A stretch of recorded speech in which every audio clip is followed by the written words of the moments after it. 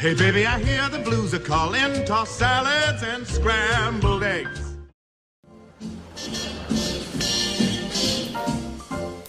In prison, dinner was always a big thing.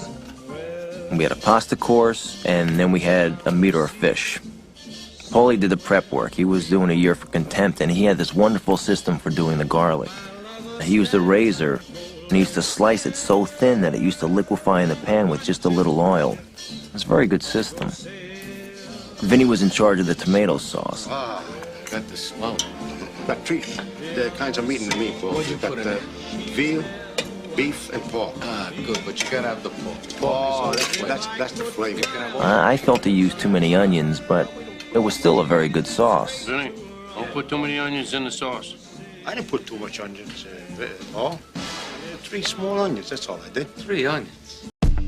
Hey, what's up, guys? I'm back with another episode of Binging with Babish, and as a thank you for all the love you guys gave me for the last episode, I'm tackling far and away the one that has been most requested, the prison sauce from Goodfellas. This, of course, means slicing our garlic so thin that it dissolves in the pan with just a little bit of oil, and it's not really true, but it looks pretty cool, so we're gonna do it anyway. Next up, we know Vinny uses too many onions in this sauce. He says 3 small onions. I'm cheating and using especially small onions because I don't want to over-onion my sauce and suggest you do the same. We're gonna set those aside so we can start browning our meat. We're going to start with a pound each sweet Italian and hot Italian sausage. Space them out so they're not overcrowding each other and get some good color going on them. Then we're going to do the same with a beef shank and some pieces of veal neck that we're then going to set aside once we get some good fond going. Add our onions, maybe a tablespoon of tomato paste, let those guys get to know each other before adding our thinly slivered garlic and sautéing until fragrant. Deglaze with a splash of red wine, and then we're going to scrape up all that good fond before adding the titular ingredient, 3 cans of DOP San Marzano tomatoes. Crush these up some with your wooden grandma spoon, or you can run them through a food mill if you don't like a chunky sauce. Give the bottom of the pan a good scrape down before adding a cup of water, our little mountain of meat, and to help develop the flavor, we're going to add a few stems of fresh basil and a single peeled carrot cut into 3 pieces. This is going to help lower the acidity of the sauce. We'll fish those out near the end of cooking, but now it's time to let this guy simmer for 4 hours. Scrape it occasionally and just let it go.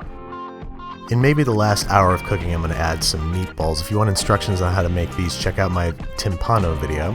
We're going to pour ourselves a stiff one because it's been a long day. Continually taste the sauce, and after about 4 hours you should find that it's time to fish out your carrots and bones and open a bottle of wine because your flavors are beautifully developed and it's time to eat. Some red wine. Okay, now we could eat. And I would not want to upset Paulie. Give it one last taste for seasoning, add any salt and pepper that it needs before adding a little bit of sauce to some cooked pasta just to get a little color and flavor on there. Fish yourself out a meatball and a sausage too because you're worth it.